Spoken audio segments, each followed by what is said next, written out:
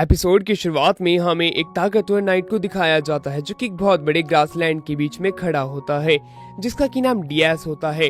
Diaz को कुछ समय पहले एक कैरेज से यहाँ पे लाया गया होता है। उसे लेके आने वाला पर्सन एक नोबल होता है। वो नोबल जो है कुछ समय बाद में डियास के साथ नीचे उतरता है। उसे बताता है कि खाली मैदान अब से तुम्हारा घर है और अब से तुम्हें यहीं पे रहना है, यह किंग का ऑर्डर है।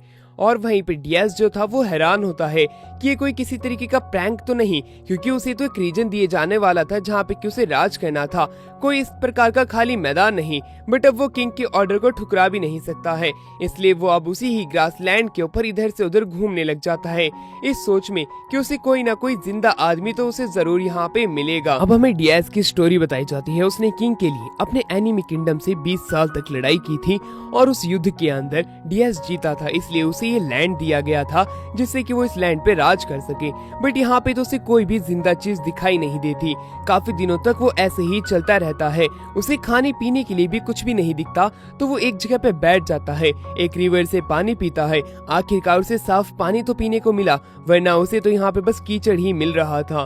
वो घास खा करके काम चलाता है और रात में वो सोते समय यही सोचता है कि अगर मुझे यहाँ पे कोई भी जिंदा इंसान नहीं मिला तब मैं अगले दिन आसपास में कोई विलेज ढूंढूंगा और वहीं पे कोई काम करने लगूंगा। ऐसे ही मैं अपने माँ बाप की इच्छा को भी पूरा कर दूंगा। लेकिन जब सुबह होती है एक लड़की की आवाज आती है जो कि उसे उठाने की कोशिश करती है और उससे पूछती है कि वो कौन है और यहाँ पे क्या कर रहा है। उसका जवाब देते हुए मेन कैरेक्टर कहता है कि उसके पास में कोई बिस्तर नहीं है, इसलिए वो यहाँ पे सो रहा है। उसे इतनी गंभीरता से जवाब देते हुए देख करके लड़की सोचती है कि वो कोई बेवकूफ है। डियास इस बात को इनकार नहीं करता और कहता है कि हाँ, मुझे शुरुआती एजुकेशन नहीं मिली थी। लड़की उससे उसका गोल पूछती है। डियास बताता है कि उसे किसी के द्वारा भेजा गया है और उसका गोल यही है कि वो अभी मरना नहीं चाहता है। उसकी अत्यधिक ईमानदारी से लड़की को उस पे अब और भी ज्यादा डाउट होने लगता है, इसलिए वो डियास से कहती है कि तुम बेहतर ढंग से जवाब देना। इस बार वो बताता है कि उसके माता पिता की इच्छा थी जो कि वो पूरा करने के लिए आया है, अपने यहाँ के लोगों की रक्षा करने के लिए। उस लड़की का हॉर्न अब ग्लो करने लग जाता है ब्लू कलर की लाइट में। अब लड़की उससे पूछती है क्या वो उसका अलाय है। अब डियास को समझ में आ जाता है कि ये लड़की इसी ही एरिया की है, यानी कि उनका यहाँ पे राज है। वो इससे ज्यादा समय तक लड़ाई नहीं कर सकता है, इसलिए वो कहता है कि मैं तुम्हारा अलाय हूँ, तुम चिंता मत करो, तुम मेरी नेबर हो, मैं तुम्हारी हमेशा प्रोटेक्शन करूंगा। यह बात सुनते ही लड़की का हॉर्न अब ग्लो करने लग जाता है ब्लू कलर की लाइट में जोर से, इसलिए वो लड़की डियास को पकड़ती है और उसे अपने साथ में ले जाने लग जाती है। अब हमारा सीन यहाँ से कट होता है। कुछ समय बाद हमें दिखाया जाता है कि ओनिस के विलेज में वो पहुंच चुकी हैं। ओनिस के विलेज के सभी लोग हैरान होते हैं कि वो पहली बार एक इंसान को देख रहे हैं अपने विलेज के अंदर, और उसे ले जाने वाली और कोई नहीं बल्कि उनके विलेज की ही एक लड़की है। सीन शिफ्ट होता है। अब वो लड़की जो है डियास को अपने साथ में चीफ विलेज के पास ले जाती है। अब जो विलेज की चीफ होती है वो कहती है अच्छा तो तुम इंसानों को लेके आई हो, जिसके ऊपर वो लड़की बताती है कि मैंने देखा मेरा हॉर्न ब्लू कलर में ग्लो किया, जिसके ऊपर विलेज चीफ बताती है तो वो जरा से भी रेड नहीं हुआ।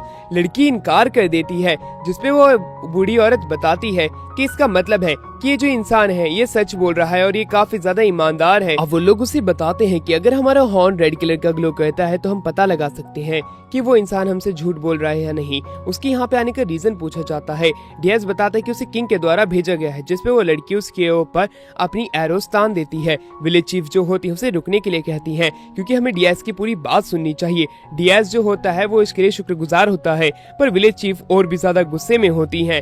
और वो दूसरी तरफ ओनी गर्ल जो कि डियास को यहाँ तक लेके आई होती है, उस लड़की का नाम एलेना होता है। एलेना उसकी कहानी सुन रही थी। डियास बताता है कि उसके पेरेंट्स शुरुआत से ही उसे बहुत ही अच्छी एजुकेशन देते हुए आए थे, गरीब लोगों की मदद करना और कमजोर को प्रोटेक्ट करना, और इसी प्रकार से उसने अपनी लाइफ जी है। वो जब ऑर्फन हुआ तब उसने अपने जैसे और भी बच्चों को ढूंढा, उनके साथ में सिटी में काम करना शुरू किया और यह साथ ही में उसने एनिमल्स को भी हंट किया। बट कुछ समय पहले की बात है, यानी कि कुछ साल पहले की, जब वॉर होना स्टार्ट हो गई, इसकी वजह से उसने वॉर को भी ज्वाइन किया। वॉर के अंदर फाइट करते करते वो इतना ज्यादा एक्सपीरियंस हो गया था कि अब वो काफी ताकतवर बन चुका था और उसकी रैंक धीरे धीरे अप होती गई, जिसकी वजह से किंग ने उसे एक बार बुलाया जब वो पूरे तरीके से वॉर जीत चुका था और उसे ये वाला लैंड गिफ्ट के रूप में दिया राज करने के लिए। यह बात सुनकर के विलेज चीफ जो होती है वो कहती है अच्छा तो तुम्हें ये ग्रास लैंड मिला है, ये काफी ज्यादा बेकार जगह है, यह चीज तो तुम्हें मालूम ही होगी। अब वहीं वहीं पे डियाज बताता है कि उसे ऐसा कुछ भी नहीं पता था, बस वो यहाँ पे आ गया है क्योंकि अब उसे यहाँ के लोगों की मदद करनी है। विलेज चीफ अपने हॉर्न को ग्लो करता हुआ देख करके खुश होती है क्योंकि डियाज जितना ईमानदार इंसान आज तक उसने किसी को भी नहीं देखा है। शायद से डियाज इतना ईमानदार इसलिए है क्योंकि इसे बेसिक एजुकेशन नहीं मिली। दूसरी तरफ एलेना अपने एरोस को नीचे की तरफ कर लेती है क्योंकि अब उन्हें उसके ऊपर यकीन हो जाता है, बट विलेज चीफ कहती है कि शायद से तुम हमें प्रोटेक्ट ना करो। यह बात सुनते ही डियाज परेशान हो जाता है कि आखिरकार वो ऐसा क्यों बोल रही है, बट उसे समझ में भी आ जाता है। विलेज चीफ कहती है, अब मुझे लगता है कि शायद से अब तुम्हें समझ में आ गया है कि आखिरकार मैंने वो शब्द क्यों कहा था। शायद से तुम जानते ही हो कि हम लोग अब अपने उस स्थान पे नहीं रहते हैं जहाँ पे कि हम पहले रहा करते थे। विलेज चीफ जो होती है वो अपनी बात को बताना कंटिन्यू रखती है। वो बताती है कि ये कहानी बहुत समय पहले की है, बट दूसरी तरफ डियाज काफी ज्यादा परेशान होता है क्योंकि वो किस तरह की सिचुएशन में फंस चुका है। दूसरी तरफ विलेज चीफ जो कि अपनी कहानी को कंटिन्यू कर रही थी, वो ये बताती है कि हम पहले उसी किंगडम में रहते थे, बट अब हम यहाँ पे आके रहने लगे हैं और यहाँ पे हमारी लाइफ काफी ज्यादा हार्ड है, बट ठीक है क्योंकि इन्होंने 50 साल पहले एक ग्रेट वॉर लड़ी थी डियाज के किंगडम से, बट वो वॉर ये बड़ी बुरी तरीके से हार चुके थे, इसलिए वो अब इस तरीके से रहते हैं। डियाज जानना चाहता था कि वो अभी तक यहाँ पे कैसे रह पा रही हैं क्योंकि अभी तक तो उसे किंग ने पकड़ लेना था। बट वहीं पे मॉल बताती है जो कि इस विलेज की चीफ है कि उनके पास में मैजिक माना है जो कि उनके हॉर्न में कलेक्ट होता है, जो कि उन्हें मैजिक स्पेल यूज करने में मदद करता है, जैसे कि गायब होना। डियाज को समझ में आ चुका था कि अभी तक उन्हें इसलिए नहीं पकड़ा गया क्योंकि वो अपने पूरे विलेज के साथ गायब हो जाते हैं, इसी वजह से वो डियाज को अभी तक नहीं दिखे थे। पिछले दिन ही एलेना ने उसे ढूंढा था। विलेज चीफ बताती है, हाँ तुमने करेक्ट समझा, बाकी तुम हमारे लिए हार्मलेस हो। और वहीं पे वो एक और स्पेल के बारे में उसे बताती है कि जब भी हमारा हॉर्न रेड कलर का ग्लो होता है यानी कि वो हमारा दुश्मन है, जब भी हमारा ब्लू कलर का ग्लो करता है यानी कि वो हमारा दोस्त है, और व्हाइट कलर में इंसान न्यूट्रल रहता है, इसलिए वो समझ पाती है कि कौन उनका दोस्त है कौन उनका दुश्मन है। और डियाज के मामले में तो ये जो हॉर्न है ये पूरे तरीके से ब्लू कलर में ग्लो कर रहा है, यानी कि वो डियाज पे भरोसा कर सकते हैं। विलेज चीफ मॉल जो होती है वो डियाज को फुल सपोर्ट करने की बात करती है, बट उसके बदले में डियाज को बस एक ही काम करना होगा, उसे किंग को हमारी एग्जिस्टेंस और हमारे विलेज के बारे में किसी को भी नहीं बताना होगा। यह बात जो है विलेज चीफ जो है पूरे तरीके से क्लियर कर लेती है डियाज के साथ में। वहीं दूसरी तरफ डियाज जो होता है इस बात के ऊपर पूरे तरीके से सहमत होता है और कहता है, तो ठीक है, मैं किसी को भी आपके विलेज के बारे में और आपके लोगों के बारे में नहीं बताऊंगा। एलेना जो होती है अभी तक वहीं पे थी, इसीलिए विलेज चीफ जो होती है वो एलेना को एक काम सौंपती है। वो कहती है कि डियाज यहाँ पे अकेला है और उसके पास में करने को कोई काम भी नहीं है, साथ ही में उसे यहाँ पे लाइफस्टाइल जीनी भी नहीं आती है, इसलिए एलेना तुम्हें इसकी मदद करनी होगी, इसकी पूरे तरीके से मदद करो, घर बनाने से लेके खाना बनाने तक। एलेना जो होती है बात सुनते ही काफी ज्यादा गुस्से में आ जाती है क्योंकि वो ऐसा काम नहीं कर सकती है। विलेज चीफ मॉल कहती है कि तुम ही डियाज को लेके आई थी, ना कि ये खुद चल के आया था, इसलिए तुम्हें इसकी मदद करनी होगी। इसके लिए वो मान जाती है। कुछ लोगों के साथ में वो डियाज के लिए एक छोटा सा घर बनाती है। डियाज ये देख करके हैरान था कि उन्होंने कुछ ही समय में एक घर बना दिया। अब एलेना जो होती है वो बताती है, हमारे जो लोग हैं इधर से उधर बंजारों की तरह जाते फिरते रहते हैं, इसलिए हम बहुत ही छोटे से छोटा घर बनाते हैं और हल्का सा हल्का, जिससे कि इन्हें हमें खोलने में ज्यादा दिक्कत ना हो। एलेना जो होती है उसे समझाने की कोशिश करती है कि अभी तुम्हारे पास में खाने के लिए सामान नहीं है और खाने का सामान कुछ समय बाद में आएगा। डियाज जानना चाहता था कि वो कैसा खाना होगा, जिसमें बताती है वो थोड़े से कैटल्स ही होंगे, ज्यादा चिंता मत करो। उसकी यह बात सुन करके डियाज हैरान होता है। वहीं दूसरी तरफ डियाज कहता है कि मैं अपने लोगों को एक्सपेंड करना चाहता हूँ, टेरिटरी को, लोगों को यहाँ पे और देखना चाहता हूँ, कोई तरीका है? यह बात सुनते ही एलेना परेशान और हैरान हो जाती है कि वैसे ग्रासलैंड के अंदर और भी लोगों को क्यों लेके आना चाहता है। और बीस्ट को डियाज बताता है कि मुझे और भी खाने की जरूरत है, मैं इन्हीं कैटल से थोड़ी काम चलाऊंगा। एलेना उसे कुछ पाउडर दे देती है, इस पाउडर से वो बीस्ट को अट्रैक्ट कर सकता है और उनका शिकार भी कर सकता है। एलेना के द्वारा डियाज को काफी इंपॉर्टेंट चीज मिलती है, तो वो उसका अच्छे से इस्तेमाल करेगा, वो वादा करता है। अगले दिन वो अपना सूट पहन के पूरे पाउडर को ही एक ही बार में फैला देता है किसी बेवकूफ की तरह, और उसी की वजह से काफी बड़े एक बीस्ट की होड़ आ जाती है और उनसे निपटने के लिए वो अपने बड़े से एक्स को उठाता है और इधर से उधर मारना शुरू कर देता है। एक के बाद एक ऑक्स वहाँ पे मरता जाता है और इसी प्रकार से उसने आधे ऑक्स को खत्म कर दिया था। और जैसे ही वहाँ पे आधे ऑक्स खत्म हो जाते हैं और इधर से उधर लाशें बिखरी हुई होती हैं, तो आधे डर के मारे भाग जाते हैं। इसकी वजह से डियाज गुस्सा हो जाता है। डियाज के पास ट्रांसपोर्ट का साधन नहीं था, तो वो एक ही ऑक्स को ले जाने लगता है। उसे लगने लगता है जैसे ही वो विलेज में जाएगा होगा तब एलेना उसकी बेइज्जती करेगी, उसे बेवकूफ बोलेगी। बट जैसे ही वो वहाँ पे जाता है वो उसके कैटल्स के पास में देखता है। एलेना उसके हाथ में ऑक्स देख करके काफी ज्यादा खुश हो जाती है। वो कहती है आज हम मीट खाएंगे। ग्रासलैंड के अंदर मीट काफी ज्यादा रेयर होता है और वो पूछती है क्या तुमने इसका शिकार किया। डियाज बताता है कि हाँ मैंने ऐसे बहुतों का शिकार किया था, वो सभी पीछे हैं। एलेना पूछती है कि आखिरकार तुमने कितना शिकार किया। डियाज बताता है कि उसने टोटल 30 से 40 इस तरह के ऑक्स को मारा था और उन सभी ऑक्स को लेने के लिए अब वहाँ से एलेना चली जाती है। डियाज ये देख के हैरान था कि एलेना काफी ज्यादा खुश है।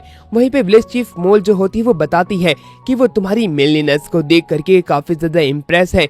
यह बात सुन करके हमारा डियाज हैरान होता है कि आखिरकार कोई इतनी ज्यादा ब्रूट फोर्स वाले आदमी को देख करके खुश कैसे हो सकता है और इम्प्रेस भी। उसने कुछ बड़ा काम तो किया नहीं। जिसके ऊपर विलेज चीफ बताती है कि तुम्हें ये मालूम नहीं है कि विलेज के अंदर जितनी भी लड़कियां होती हैं वो मैनहुड यानी कि सिग्मास को ज्यादा प्रायोरिटी देती हैं, क्योंकि वो उनके लिए हंट कर सकती हैं और टेबल पे खाना ला सकती हैं। इसीलिए ही एलेना तुमसे काफी ज्यादा इम्प्रेस्ड है। यह बात उसे डायरेक्टली कहती है क्योंकि कभी भी कोई भी खूबसूरती जो है वो टेबल पे खाना ला करके नहीं देगी। इसीलिए एलेना तुमसे काफी ज्यादा इम्प्रेस है। मुझे ऐसा लगता है कि एलेना तुमसे शादी करने वाली है। उसकी ये बात सुनकर के डियाज परेशानी से कहता है नहीं नहीं वो मुझसे नहीं करेगी, आप चिंता मत कीजिए। रात में जब डियाज सोने लगता है और अगले दिन उठता है तब एलेना जो होती है वो मीट बना रही होती है। उसे मीट बनाता हुआ देख करके काफी ज्यादा डियाज इम्प्रेस होता है। एलेना उसके सामने ब्लश कर रही थी तो वो और भी ज्यादा खुश होता है। एलेना कहती तो आज हम किसका शिकार करेंगे डियाज। डियाज जो होता है वो समझ नहीं पाता और वो उसे सीधा आंसर देता है कि वो आज भी ऑक्स का ही शिकार करने के लिए जाएंगे। ऑक्स का शिकार सुनते ही एलेना जो होती है वो कहती है हम रोजाना ऑक्स का ही शिकार करोगे तो तुम बोर हो जाओगे, क्यों ना तुम किसी मॉन्स्टर का शिकार करो। यह बात सुनते ही हमारा जो डियाज होता है वो कहता है कि वो काफी ज्यादा टॉक्सिक होते हैं, उन्हें हम खा नहीं सकते, बस उनका सामान रेयर होता है। एलेना कहती है कि हम उन्हें सेल करके कोई अच्छी चीज भी तो खरीद सकती हैं, तो और मैं तुम्हारे साथ में चलूंगी जिससे कि मैं अपने हॉर्न से तुम्हें उन मॉन्स्टर्स की लोकेशन बता सकती हूँ। डियाज शुरुआत में तो मना करता है बट बार बार एलेना के कहने पे वो एलेना को लेके चलने के लिए तैयार हो जाता है। कुछ समय तक वो कैटलों को सुधारता है। वहीं दूसरी तरफ कुछ लोग जो है खाना लेकर के डियाज के लिए आते हैं और वो डियाज से काफी ज्यादा इम्प्रेस होते हैं पिछले दिन को लेकर के। डियाज भी खुश होता है। डियाज जब उनसे बात कर ही रहा होता है कि तभी वहाँ पे एलेना आ जाती है। एलेना इस बार मेकअप करके आई थी और पहले से काफी ज्यादा खूबसूरत लग रही थी, इसलिए सारे के सारे ओनी मैन उससे काफी ज्यादा जेलस होते हैं क्योंकि वो डियाज के साथ में काफी ज्यादा फ्रेंडली है। और डियाज को ये चीज बिल्कुल भी अच्छी नहीं लगती जब लोग उसे घूर के देख रहे होते हैं गुस्से में। वहीं पे एलेना जो होती है उसे चलने के लिए कहती है और कुछ समय बाद अब हमें दिखाया जाता है कि वो दोनों जो है वो माउंटेन्स के पास में आ जाते हैं। रॉक माउंटेन के यहाँ पे वो किसी बीस्ट को ढूंढने आए होते हैं।